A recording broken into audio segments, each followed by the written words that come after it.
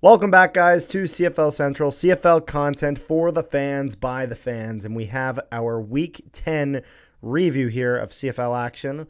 We had a good 4 games this week, still on the Thursday to Sunday format. I think they're going to change that once we hit September. You know, kids go back to school, all that. However, we start off this weekend of football with a game that, in my opinion, was closer than it should have been. And a game where my loving beloved Blue Bombers got off to not the strongest start. You know, going 0-15 in the first quarter is typically not how you like going, especially not against the Elks. That wasn't too pleasant. However, we would combat that in the second quarter with 10-7, so we gained a little bit of ground, but really not much. However, the second half of this game made all of the difference. So this was an example of the Bombers essentially playing another half game. Because, they got 10 points and gave up 7 in the second quarter. But, again, Edmonton Elks. So only being up by 3 points is hardly... I don't call that a win. I really don't. But it was one of those things where Zach Collaros in this game also gets... injured. You know, we're just going to ignore the fact that the guy completely jumped on him after the play was done. And Coach O'Shea would rightly challenge this. It was ruled that that play was okay. I'm not going to lie. I still think that call is bullshit because he jumped on his head. And I remember someone was trying to justify that, saying that he was already in the motion or whatever. At the end of the day, you can't touch the quarterback's head. No ifs, ands, or buts. And that is the thing. If we, there's going to be, I'm probably going to piss some people off. However, I would argue, if we're going to look into this, it's like, okay, well, should that be how it is? I don't know. How many quarterbacks are injured this season? How many is it, Rick? Is it like 9, 7? I think we're up to at least 10 or 11 Oh my if you add God. Polaris. Oh my Like, are you God. saying like injured and came back type thing? Any sort of injury. Yeah, we're at least at like, I want to say 11 or 12. That's ridiculous. A reminder, there are 9 teams in this league. Like that is insane. 9 teams. 9 teams, and then you got to figure us and Ottawa each have lost 2. So there's 4. Well, hasn't Ottawa lost 3 or something like that? No, I can't Ottawa's even lost remember. 2. They lost 2? Okay. I can't even remember. They've lost so many. But and Saskatchewan, Harris and Fine. So, but anyway, so the Bomber would win this game 38-29. And it was one of those things where it's funny because Commonwealth Stadium was absolutely empty for this game, which is hilarious because you can tell that they didn't go to this game. No offense. They didn't. No offense, Elks fans. You guys didn't go to this game because you didn't think they'd win.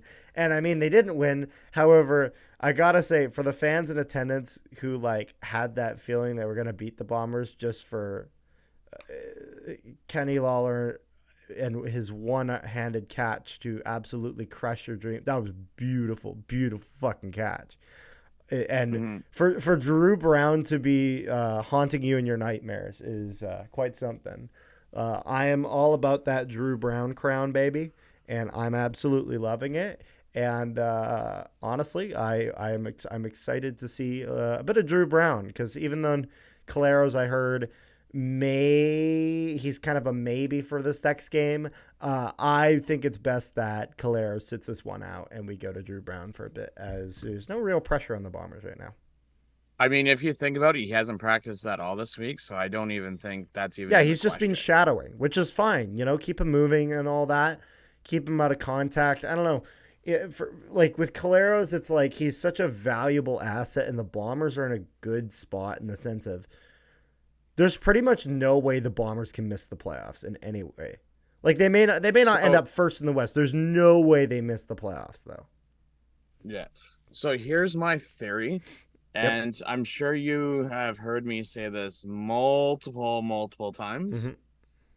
This is the perfect example, Edmonton. Regardless if you have Trey Ford or not, Your running back gets 98 rushing yards for 1 touchdown. Yep. Ford gets 50 yards, 1 touchdown. But yet you have two wide receivers that get over 50 yards, and that's pretty much it.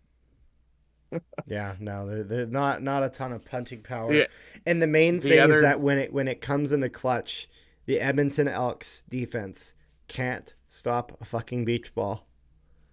And so I mean, Purefoy going down to injury this game doesn't really help you there. no, it doesn't. There's not a lot of things that help. Yeah, it's one of those things But at though. least you guys got a running game this game. Yeah, we got a running game, and it was one of those things where at the end of the day, you just don't lose that game.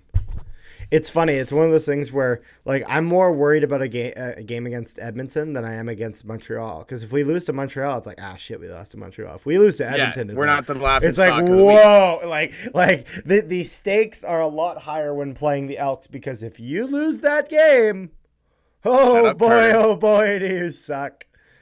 However, 38-29 victory for the Bombers didn't happen to them. We'll see if maybe someone else loses to them next week. Hint, hint, wink, wink, nudge, nudge. Shut up. Shut up. Our next game of the week would be the Saskatchewan Roughriders versus the Montreal Alouettes. And,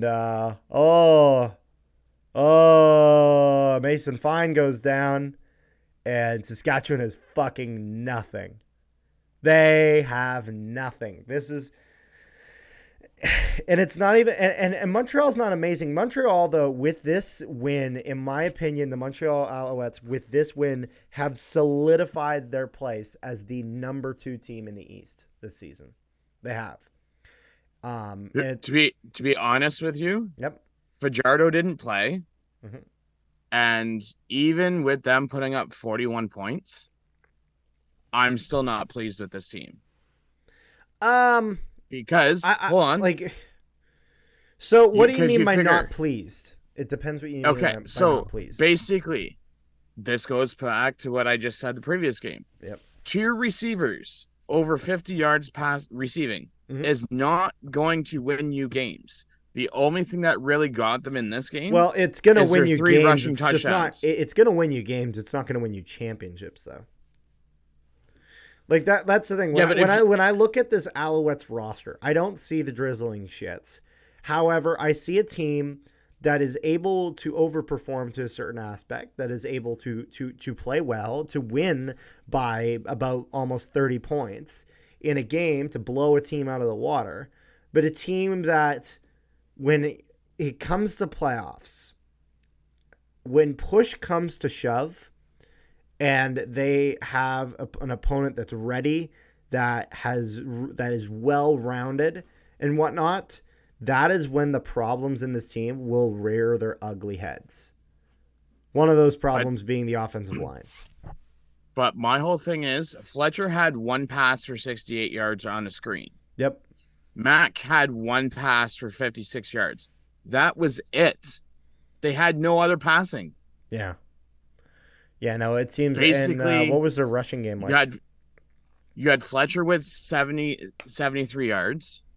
Caleb was 66 yards and 2 rushing touchdowns, which is basically Drew Brown goal line. And then you had Antoine Antwi. Mm-hmm. And he had 47 yards for 1 touchdown. Like, if you take away those 3 rushing touchdowns, they had absolutely nothing. Yeah. Yeah, like, it's Caleb Evans only threw 8 for 13 for 149 yards. Yeah. Like, if Fajardo's not playing, like, that's not going to get you nothing. No, that's true. That's the thing. That's why, like, I'm not impressed by this Alouettes team. However, I will say, with everything that we've mentioned, the fact that they were able to put up 41 points with all those errors is quite something. And it also kind of goes to show how far the Rough Riders have collapsed with the absence of Trevor Harris and Mason Fine, as Dolagala. He's not it. He's Oh, not it. oh, I am actually waiting for. I'm just pulling it up here. I'm waiting for the day that we play Saskatchewan Why is that? because if you have Dom Lagala as your starting quarterback, Dolagala, not Domlagala. Dolagala. if if he's your starting quarterback against us, I'm sorry, you ain't winning shit against us. I'd love to see that play out. But yeah, it's one of those things where Saskatchewan, it was just a case of, Montreal wasn't perfectly healthy. Saskatchewan wasn't perfectly healthy. Montreal uh, played a little more well-rounded than Saskatchewan did, as Saskatchewan just kind of fell apart. So 41 Week to 18. 12 victory. 41 to 12 victory for the Montreal Alouettes. Going into our third game of the week, we have the Calgary Stampeders versus the BC Lions, also known as the I just came off a big win, so I'm going to stop playing Stamps, and the I just got my mouth kicked in, it's time for revenge, bitches, Lions. Because that's kind of how it goes. I've noticed with almost every team in the CFL, is it seems like no one, after absolutely getting a dominant victory, can play that great. So Well, not even necessarily a here, dominant victory, but a big victory. For example, Bombers, big victory over the Lions. Blow them out of the water. Absolutely struggle against the Elks.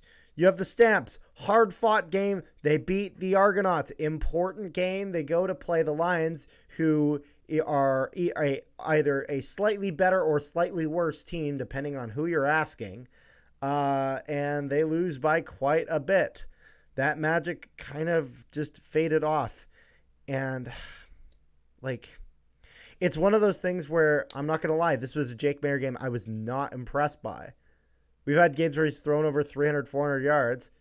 He threw 131 yards, and he went 17 for 31. apparently I was That's not a listening good night. to apparently I was listening to Three Down Nation today, and they were saying that he hasn't thrown a touchdown in like 3 or 4 games. Sounds about Like right. I'm sorry, but right now Yep. with how things are going, I as much as I'm the West teams are gonna hate me saying this, I can honestly say Ottawa is better than Calgary. Ottawa is going to be better than Saskatchewan. Well, Ottawa is already better than Saskatchewan. The question is Calgary, because So it's Saskatchewan's fallen off a cliff. so Yeah. it's basically like if you have what's his name, alls we basically need is us and Ottawa to win this week, and we're tied with Saskatchewan. Like That's true. that's how like if I'm Riders fans, you have to be nervous. Yeah. I'm Yeah, I don't even know. Although I will say so, like going into this game, 37-9 victory again for the Lions. Lions played a relatively consistent game from start to finish. 17 points on the first, 10 points in the second, nothing in the third, and then our 10 points in the fourth quarter. Calgary getting a little bit in the second and third quarter. Not really that much. It was just one of those things where Calgary just couldn't really get their offense going the way that BC did. Vernon Adams Jr. would have a decent night. He'd throw 23 for 32. However, he would get 322 yards. He'd get 4 touchdown passes and 1 interception. So good touchdown interception ratio there for Vernon Adams Jr. Really not much on the running game side of things. They only ran for a combined total of 50 yards, whether that was Davis, Adams Jr., or Mazzell. And so, Mazzell had 42. yeah, no, he had 42, but I'm saying a combined total of 50. No, Um, no, no. Yeah. but yes, Mazzell did get 42 of that. But And I mean, a good game for Kean Hatcher here for the Lions. 170 yards, touchdown for him, as well as Hollins and Whitehead, and then Mazzell got a touchdown for himself as well. So solid game by the Lions overall, and definitely kind of a good comeback game they need after the way that, well, it didn't go so well for them in Winnipeg the week prior. Or not, I don't know if it was, yeah, it was a week prior. I don't know. What do you think about this game? Like, it's like, I don't know what it is, but these receivers, it's basically like you have two receivers and then that's it. Like everyone else may get like the 5 yard catch here, 5 yard catch there, little like 5 yard cut touchdown here.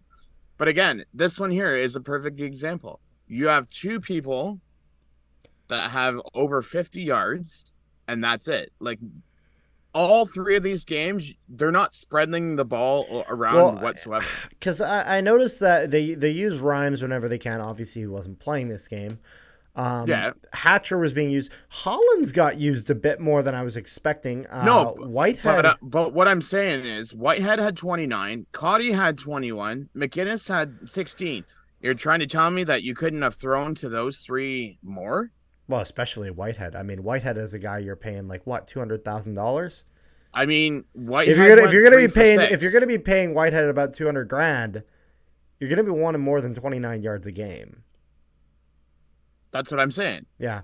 For some reason, all of these high priced receivers this year have gone down the toilet. Although I don't know if it's necessarily all that gone down the toilet, because it's also one of those things where Whitehead, they just haven't been throwing to him as much. So that's why I don't necessarily put that all on him. But I mean, Winnicky in Saskatchewan hasn't done jack. Dunbar in Edmonton hasn't done jack. Tim White in Hamilton hasn't done jack. It's so weird. Eugene Lewis, I'll give him a pass because he's been injured, but still, like, yeah, no, it's been a bit of a strange time in that regard for receivers, as you have some receivers who have just been consistent and great and putting up the numbers that they need. But then you've had, like, because you look like a guy like Austin Mack who's broke out. He's been a great piece there in Montreal. You look at BC, Dominic Rhymes has been leading the charge there. And so, and then, I mean, you look at the Bombers. Kenny Lawler, ever since coming back, has been great. Dalton Schoen's been great. Walt Harsky's been one of those consistent receivers they've had this year. But it's one of those things where there's also, on the flip side of that, there's some receivers who, you know, they're making the big bucks, but they're not really, it's not that they're playing bad. They're just not putting up the points that you're expecting of them and that you're needing from them. So it is what it is. But we got one more game of this week, and it was the Ottawa Redblacks versus the Toronto Argonauts. Redblacks give the Argos a good run for their money, putting up 31 points. But the Argos would defeat them by a score of 44-31. How did you feel about this? This is finally the Chad Kelly I've been waiting to see, because he's now making me eat my words. Oh, yeah? He had 417 passing yards and 4 touchdowns. Not only that, 21 for 28. A big hit by Jamal Peters. I thought the guy was like concussed because the way that he tackled him is like almost like an Edge or Goldberg spear. You had Boris Beatty kick 100-yard kickoff. I'm not talking about a punt. I'm talking about a kickoff. Yeah, no, he kicked. And then you had Leak with yet another return touchdown. Yep. So I think he's going to give Alfred a run for his money for special teams returns. Ooh, given Mario Alfred. It's funny. I would have put Janarian Grant in there if he wasn't injured all the damn time. I mean, Phillips has something up his behind, because this guy's getting like at least 90 to 100 yards. Like, he's like, I don't want to say a standout, but like he's like the come out of nowhere receiver this year. Like, you know how there's always that one receiver that people don't expect. I remember because I remember one of them at one point was Jalen Acklin, where he had kind of come out. I had never heard of him, and then all of a sudden he was blowing up in Hamilton. Probably the best example, though, of receiver just coming out of nowhere, Dalton Schoen. Dude was a rookie, played a little Yeah. bit in preseason, and then all of a sudden just blew up and was just absolutely fantastic. Like, I mean, he had 115 yards. Devarius Daniels had 180 yards for 3 touchdowns. And then Montreal or Toronto's defense just sacked the crap out of Yeah, Crum multiple times. I think that's true. Crum's now the sack leader for the season. Huh? Not Fajardo. But Not Fajardo. we shall see. Pardon? Not Fajardo. No, not Fajardo. It's No. Crum now. Oh my goodness. Crumb's played less games, I'm pretty sure as well. So, yeah. But 44-31 victory for the Argonauts. Is there anything else you have to say there, Rick? Nope. The only thing is, I have a little tidbit for you for our preview that I will save. That you will save. All right, Yeah, there I'll we save for go. the preview. And then whoever's watching can, well, they can probably go check it out. Probably both videos are up now, unless you're watching this right away. In which, well, you'll have to wait, but you'll wait with anticipation. So that's all good. So make sure you guys like, share, and subscribe if you're not already. Make sure you guys comment down below what you guys thought of this week, and we will see you guys next time.